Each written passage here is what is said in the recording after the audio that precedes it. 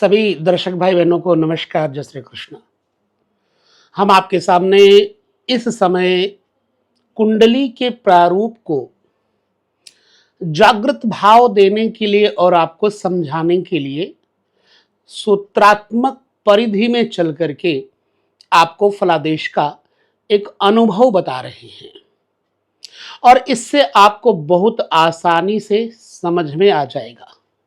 ठीक है, तो आज हम जो बताने जा रहे हैं वो ये है कि आपको पांचवें भाव से और क्या क्या समझना चाहिए, क्योंकि पांचवा भाव इतना बड़ा रहस्य है आपकी कुंडली में, इसके बारे में जान लेना बहुत आवश्यक है।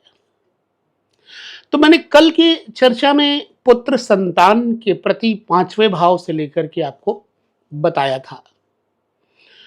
यहां से जानने के लिए बहुत सारे विषय हैं, जैसे जुआ, लॉटरी, सट्टा, लेकिन इससे पहले हम आपको सजग करने के लिए एक सूत्र बताने जा रहे हैं। क्या आपका प्रेमी धोखा देगा या नहीं? धोखा देगा तो आपका प्रेमी आपके साथ वासना का खेल खेलेगा, और जब यह होगा तो निश्चित बात है कि आपको धोखा मिलेगा। कैसे समझें? आपके इस कुंडली से जो ये पंचम भाव है जन्म कुंडली का, ये प्रेम भाव है। याद रखिए, पंचम भाव और सप्तम भाव, जब यह दोनों भावों के स्वामी कहीं पर एक साथ बैठे हों तो उसको उस संबंधी के माध्यम से प्रेम की प्राप्ति का योग बन जाता है। मान लीजिए सप्तम भाव का स्वामी यहां बृहस्पति और पंचम भाव का स्वामी यहां शुक्र है। हमें इससे कोई मतलब नहीं कि ये क्या है, हमें इस समय सप्तमेश और पंचमेश को लेकर के आपके सामने प्रस्तुति देना है। तो यदि सप्तम भाव पंचम भाव मित्र हुए, अब दोनों गुरु हैं यहां पर, यहां का स्वामी वर्तमान में गुरु है और यहां का स्वामी शुक्र है। शुक्र दैत्यों के कुलगुरु हैं और बृहस्पति देवताओं के कुलगुरु हैं। तो जब सप्तम भाव देखा जाए तो पत्नी का या जीवन साथी का होता है, जो आपका जीवन साथी है। पंचम भाव के साथ जब तालमेल करेगा तो आपको उस प्रेम के क्षेत्र में समुचित रूप से सफलता देगा और धोखा नहीं देगा। अब और समझें, धोखा नहीं देगा। यदि लग्न का स्वामी भी वहां पर स्थित हो जाए या लग्न का स्वामी भी वहां के भाव को, उन ग्रहों को देखता हो, तो यह मान लो कि वह व्यक्ति अब और दृढ़ भाव से, विशुद्ध भाव से निर्वासित होकर, यानी वासना ग्रसित होकर के प्रेम नहीं करेगा, अपितु सच्चा प्रेम करेगा। क्यों? कि लग्न जो है इंडिपेंडेंट है, स्वयं है। ठीक है, वो लग्नेश व्यक्ति का स्वभाव प्रेम परिचायक, परिपक्व बनाने वाला बनेगा।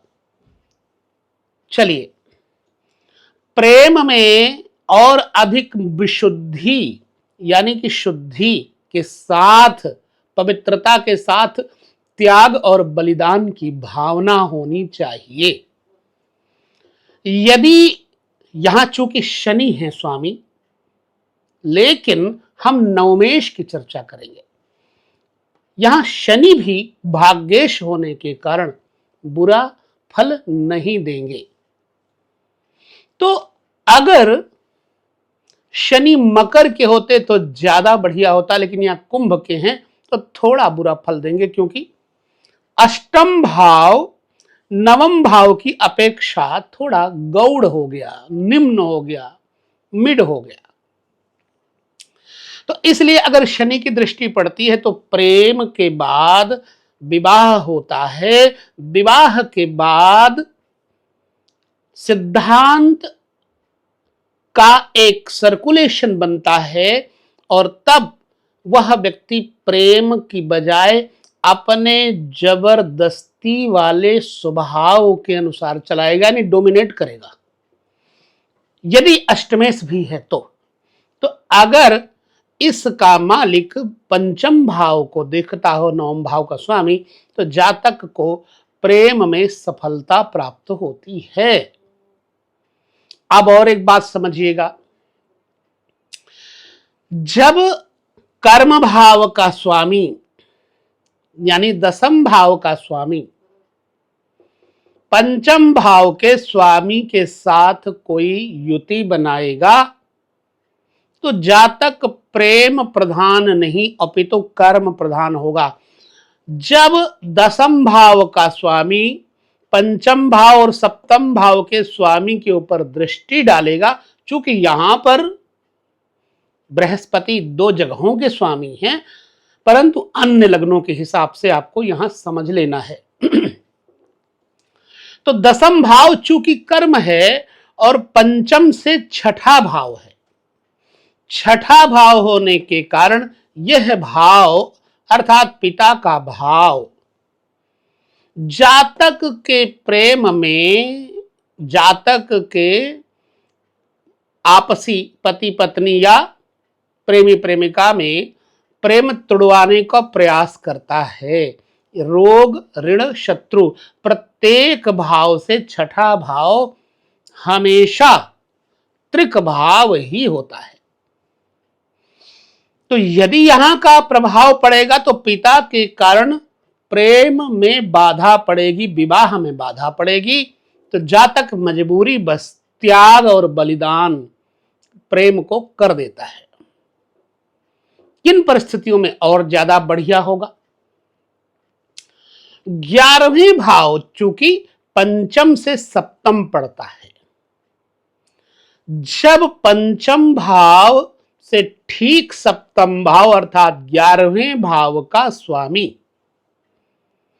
भी सप्तम यहां पंचम में बैठे हुए किसी ग्रह के साथ कोई योग बनाएंगे, मैं पहले कह चुका हूं कि सप्तमेश और पंचमेश की युति प्रायः प्रेम में सफलता देती है, और इस अवस्था में यदि 11वें भाव का भी कोई दृष्टि योग या युति योग बन जाए तो वो प्रेम बहुत सफल होता है।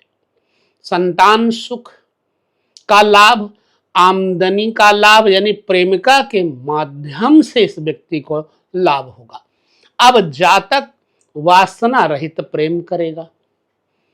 वासना सहित प्रेम कब करेगा, इसे समझना होगा। हमने यहां चूंकि मिथुन लग्न लिया हुआ है, मिथुन लग्न पंचम भाव के स्वामी शुक्र के साथ में बुध की मित्र भावना होने से अच्छा फल देगी, लेकिन 12वें भाव का स्वामी भी तो शुक्र है और पंचम भाव का भी स्वामी शुक्र है।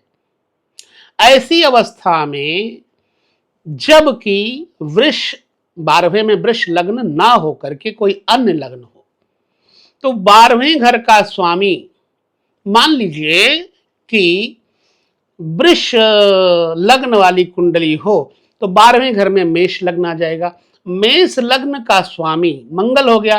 अब यदि मंगल पंचम भाव के साथ में यानी द्वादश भाव का स्वामी, मेरा मूल अभिप्राय है 12वें भाव के स्वामी के ऊपर दृष्टिपात करवाना। अगर 12वें भाव का स्वामी पंचम भाव सप्तम भाव के स्वामी के साथ शत्रु पक्षीय हो जाए तो जातक वासना वाला प्रेम करता है, लेकिन थोड़े दिन तक ही करता है। बाद में वो अपने स्वार्थ सिद्धि के बाद प्रेमी को धोखा दे देता है। बहुत छोटे से शब्दों में आपको समझा रहा हूं। 12वां घर क्यों नुकसान देगा? क्योंकि सप्तम पंचम भाव से 12वां भाव अष्टम भाव है। तो अष्टम भाव का स्वामी जब 12वें पंचम भाव में बैठेगा तो जातक के प्रेम में धोखा देने का पूरा संजोग बना देगा। एक कारण यह भी है। दूसरा कारण मैंने बताया, 12वां भाव क्षय, व्यय, वासना इत्यादि का है। तो प्रायः झगड़े, विवाद, फसाद आदि का यह 12वां भाव कारक हो गया। तो जब 12वें भाव का स्वामी पंचम भाव के स्वामी के साथ बैठेगा तो व्यक्ति को व्यभिचारी, वासना ग्रसित, धोखेबाज बनाएगा।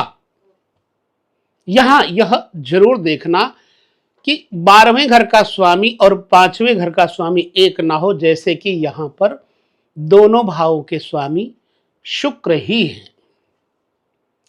अन्य स्थितियों में आपको यह समझने की जरूरत पड़ेगी। इसके लिए हम और उदाहरण आपको देंगे। अब प्रेम की सफलता और प्रेम के अंदर धर्म निष्ठता कैसे होगी, भाव से समझे। पंचम भाव से लग्न भाव नवम भाव पड़ता है।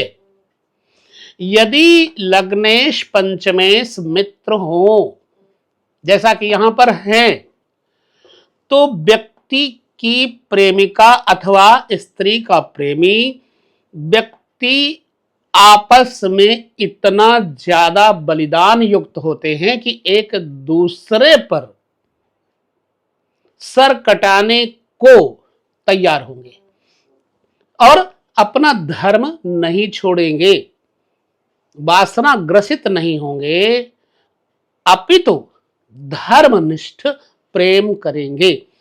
तो जिस अवस्था में बुरा होगा उस अवस्था की बातें हम आपके साथ अभी और करेंगे।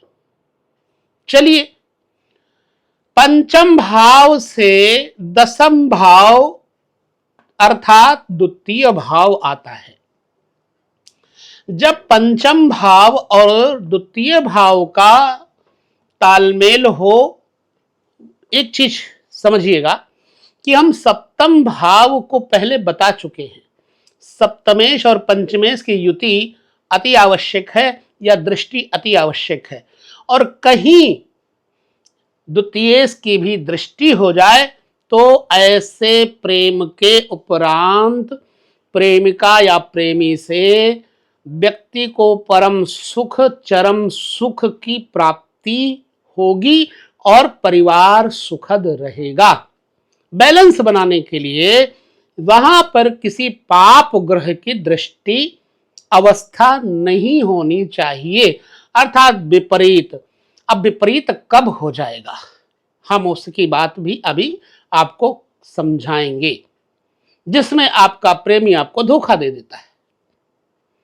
चलिए, पंचम भाव से 11वां भाव पड़ता है तृतीय भाव।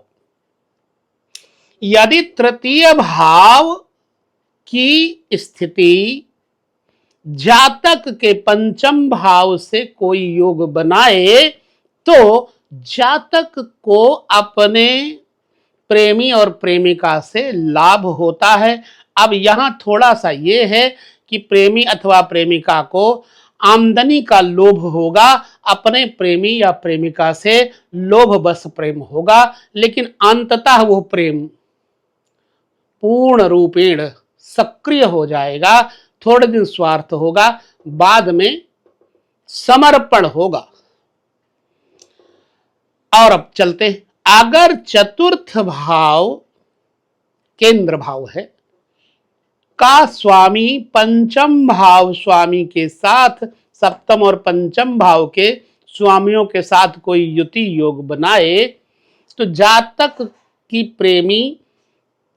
का प्रेमी अथवा प्रेमिका व्ययशील, भ्रमणशील, सुख प्राप्त करने की अपेक्षा वाला तथा बहुत सारा धन व्यय करवाने वाला होगा और प्रायः सुख के कारण विवाद करता होगा। कब?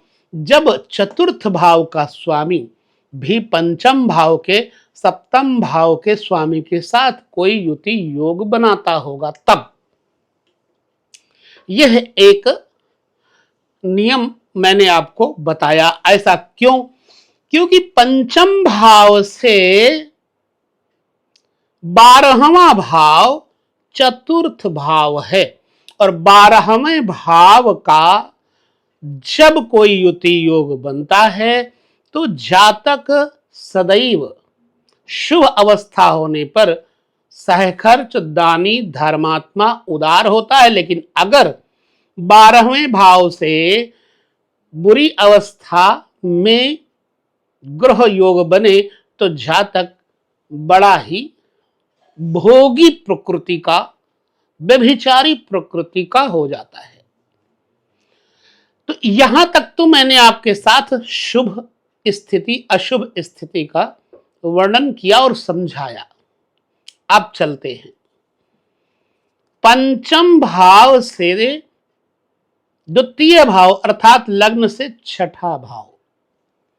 जातक को प्रेम तो करवाएगा अगर इनका कोई तालमेल तीनों का हो जाए तो, लेकिन कुछ दिन बाद यही व्यक्ति के साथ उसकी लड़ाई हो जाती है, झगड़ा हो जाता है और डिवोर्स तक बात पहुंच जाती है अथवा प्रेम में केवल भोग वासना ही शेष रहती है।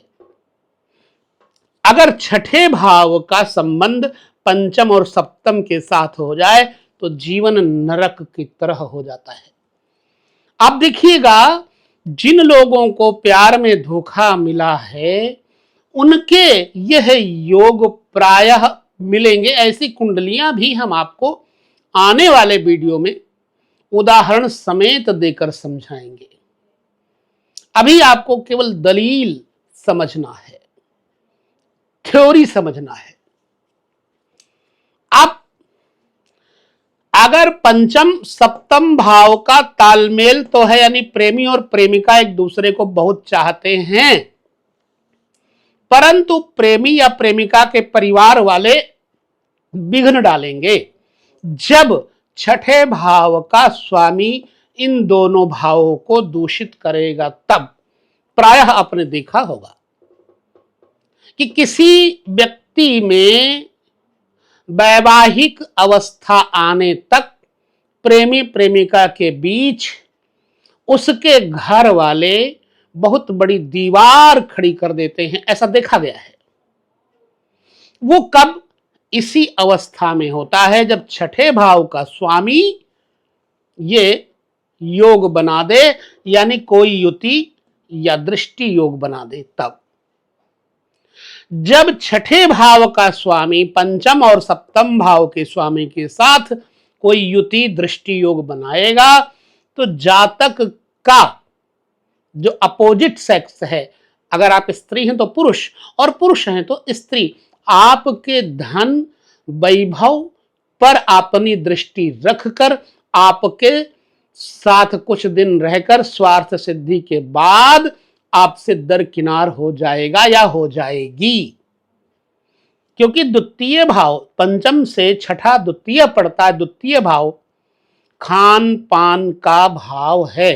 तो आपका प्रेमी या प्रेमिका जब छठे भाव से कोई संबंध होगा पंचम का, तो वो केवल आपके पैसे रुपये खाने के लिए ही आपसे प्रेम करेगा या करेगी, नहीं तो बिल्कुल नहीं। समझ गए होंगे आप। एक चर्चा और, यदि अष्टम भाव का स्वामी, हम उदाहरण के लिए दे रहे, अष्टम भाव का स्वामी, चूंकि पंचम से अष्टम भाव चतुर्थ भाव पड़ता है, तो यदि अष्टम भाव का स्वामी पंचम और सप्तम से कोई युति बनाता हो तो ऐसा जातक या जातिका प्रेमी प्रेमिका अपना सिर्फ भोग वाला स्वार्थ सिद्ध करके आपको धोखा दे देते हैं। अब इसके बारे में आपको समझ में आ गया होगा कि धोखा क्यों मिल जाता है। यह तो बात हो गई केवल भावों की और भावेशों की। अब देखिए, शत्रु पंचम भाव के, चूंकि शुक्र है ना यहां का स्वामी, पंचम भाव के स्वामी के साथ सूर्य की शत्रुता है। यदि यहां पर सूर्य की कोई स्थिति बन जाएगी तो जातक के प्रेम में अड़चन आएगी, वो प्रेम में धोखा मिलेगा, उसका प्रेम सफल नहीं होगा, विवाह तक नहीं पहुंचेगा। यह सिद्धांत सब पर लागू होता है। पंचमेश का शत्रु, सप्तमेश का शत्रु कोई ग्रह जब देख रहा हो तो जातक के जीवन में प्रेम का प्रसंग कुछ दिन तक चलने के बाद बंद हो जाता है। ठीक, यदि शनि राहु केतु की स्थिति भी पंचम स्थान, पंचमे प्रेम भाव के स्वामी पर पड़ रही हो, तब भी प्रेम में धोखा मिल जाता है। फिर याद कर लीजिए, छठे, आठवें, 12वें भाव के स्वामियों के साथ, त्रिक भावेशों के साथ, 10वें भाव के स्वामी के साथ कोई युति योग बन जाए, दृष्टि हो जाए, तो जातक को प्रेम में असफल होना पड़ता है। यानी जातक केवल वासना की पुड़िया बन करके रह जाता है। तो ये रहा हमारा आज का कार्यक्रम, प्रेम में सफल या असफल, वासना या फिर निर्वसन, यानी बलिदान रूपी प्रेम या फिर स्वार्थ रूपी प्रेम का वीडियो आपको समझ में आया होगा। अपनी कुंडली चेक करिएगा, यदि ऐसा है तो हमें कमेंट करके जरूर बताइएगा। यहां हम विराम लेते हैं, लेकिन यह बता दें, अगले वीडियो में पंचम भाव के ऊपर जो चर्चा करेंगे वो होगा शिक्षा के स्तर का। प्रेम की बातें अभी और करेंगे। तब तक लेते हैं विदा आपसे, अगले वीडियो में पुनः मिलेंगे। जय श्री कृष्ण, नमस्कार।